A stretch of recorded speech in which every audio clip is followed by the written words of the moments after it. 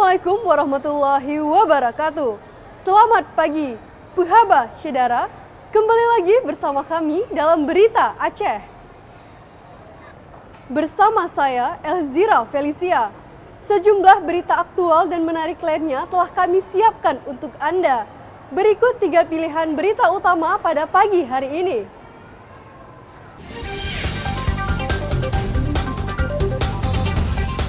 Banjir kembali melanda 6 desa di 2 kecamatan di Aceh Singkil.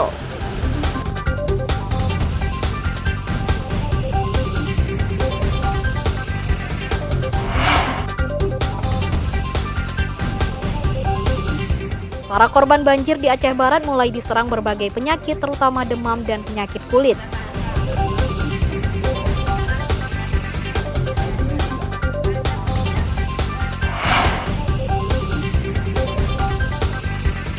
Lokasi penampungan ratusan imigran Rohingya di bekas kantor imigrasi Lok Sumawe dinilai tidak layak huni dan membahayakan.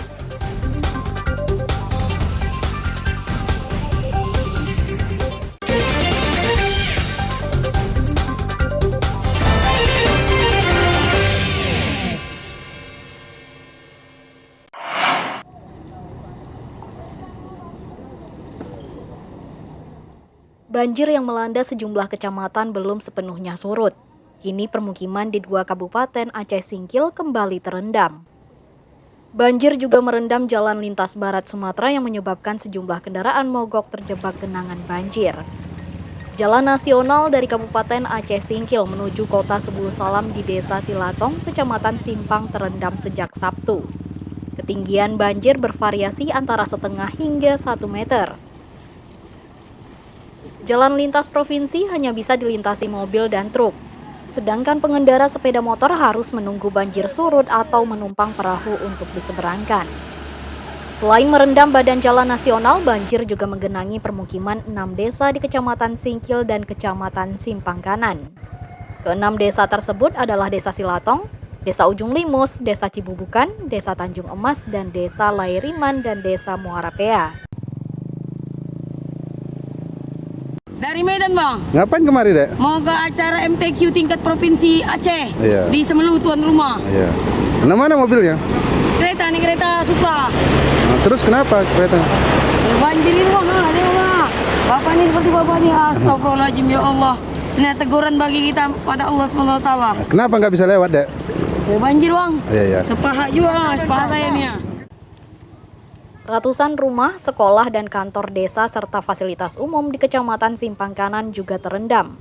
Hingga Minggu siang, banjir yang melanda Kecamatan Simpang Kanan dan Kecamatan Singkil belum surut. Banjir kali ini merupakan banjir susulan akibat luapan Sungai Lae Soraya dan Lae Cinendang. Tim Liputan melaporkan dari Aceh Singkil.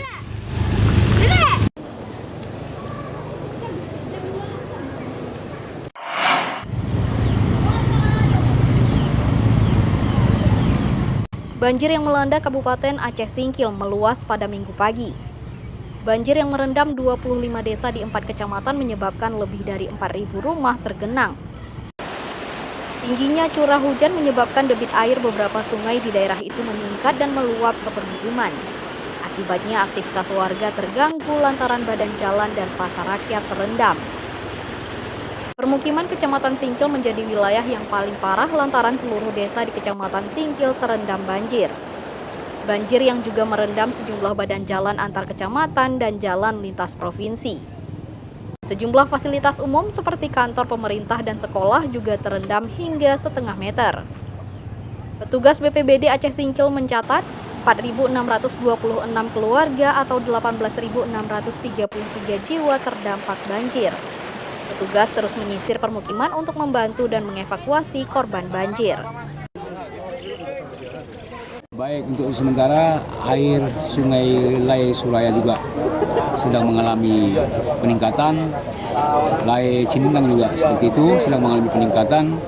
Nah, akibatnya hampir sekitar 4 kecamatan dalam Kabupaten Aceh Singkil terdapat banjir. Iya. Ada berapa rumah yang terendam banjir, Pak?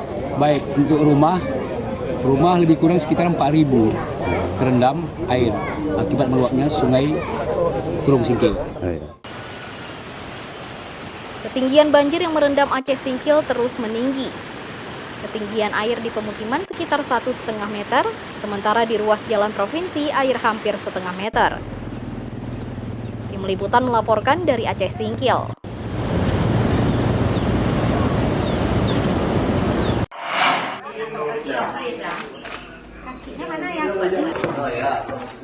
Banjir yang merendam Kabupaten Aceh Barat memasuki hari ketiga.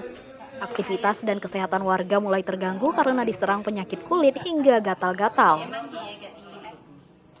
Korban banjir di Desa Tanah Ujung Darat, Kecamatan Merebo mulai menderita gatal-gatal. Kondisi ini diduga akibat mereka tiap saat menerobos genangan banjir untuk beraktivitas dan mencari makanan. Para korban banjir yang terkena penyakit kulit umumnya anak-anak, sehingga pasien yang berobat umumnya anak-anak dan balita hingga lansia. Anak-anak dan balita umumnya terserang penyakit demam, gatal-gatal akibat kutu air. Sementara para lansia mengeluhkan tekanan darah tinggi lantaran kurang istirahat selama banjir mendera. Petugas kesehatan dari Puskesmas Merebo membuka layanan pemeriksaan kesehatan dan pengobatan. Layanan untuk korban banjir dibuka selama masa tanggap darurat. Selama 3 hari dari mulai hari pertama banjir, untuk Puskesmas Merebo, untuk wilayah Merebo kita membuka posko. Ada di Basi Mesin, ada di Basi Pinang, dan juga ada di Desa UTD. Dan tol panjang satu lagi. Rata-rata selepas banjir, masyarakat terserang penyakit kulit, darah tinggi, batuk, demam. Stok obat kita selama beberapa hari sudah menipis karena untuk pelayanan posko-posko banjir. Banyaknya korban banjir yang berobat menyebabkan persediaan obat-obatan mulai menipis.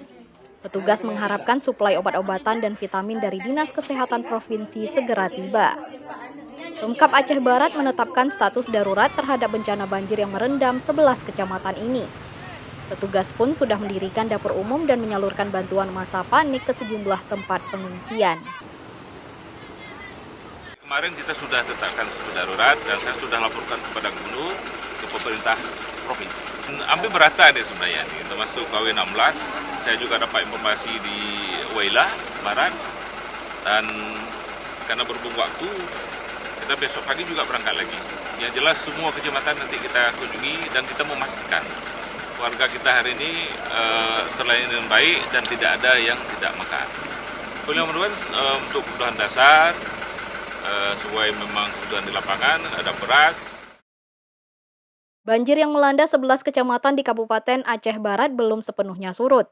Banjir terparah melanda Kecamatan Johan Palawan, Kawai 16, dan Waila Barat dan Kecamatan Merebo.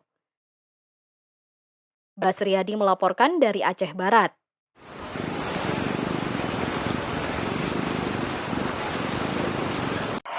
Demokrasi gegap gempita.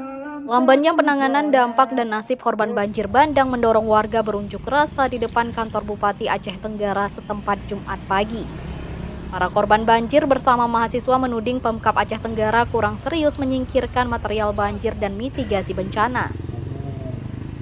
Pada unjuk rasa damai, korban banjir menggandeng mahasiswa mendesak Pemkab Aceh Tenggara bekerja cepat menangani dampak akibat banjir bandang. Para korban banjir bandang mengakui tidak tertangani maksimal seperti minimnya bantuan logistik dan kurangnya tenda pengungsian padahal mereka sudah tidak lagi memiliki rumah. Massa mendatangi kantor Bupati Aceh Tenggara sambil berorasi dan menggelar poster bertuliskan kecaman terhadap Bupati.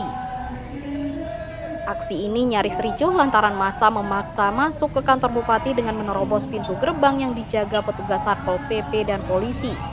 Bahkan polisi sempat adu mulut dengan pendemo.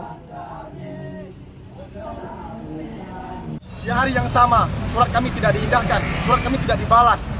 Maka di hari itu pula, kami langsung mengantarkan surat aksi kepada Polres Aceh Tenggara agar nantinya harapan kami ke depan bisa langsung bertatapan muka kepada PJ Bupati Aceh Tenggara agar dapat langsung memberikan win-win solution dalam perbaikan Aceh Tenggara ke depan. Makanya di sini kami meminta PJ Bupati agar serius, agar memanggil anggota-anggota ini, kurangi pencitraan teman itu, Pak.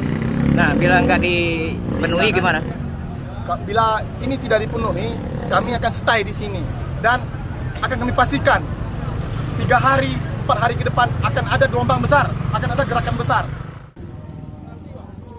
Akibat penjabat bupati tidak bersedia menerima pengunjuk rasa, mereka lalu membakar ban mobil bekas sebagai bentuk kekesalan. Bahkan sampai masa membubarkan diri, penjabat bupati belum bersedia menemui mereka, sehingga mengancam akan menggelar demo susulan dengan massa yang lebih banyak. Banjir bandang yang menerjang Aceh Tenggara menelan 2 korban jiwa, salah satunya balita. Keduanya terseret arus banjir karena tak bisa menyelamatkan diri. Tim Liputan melaporkan dari Aceh Tenggara.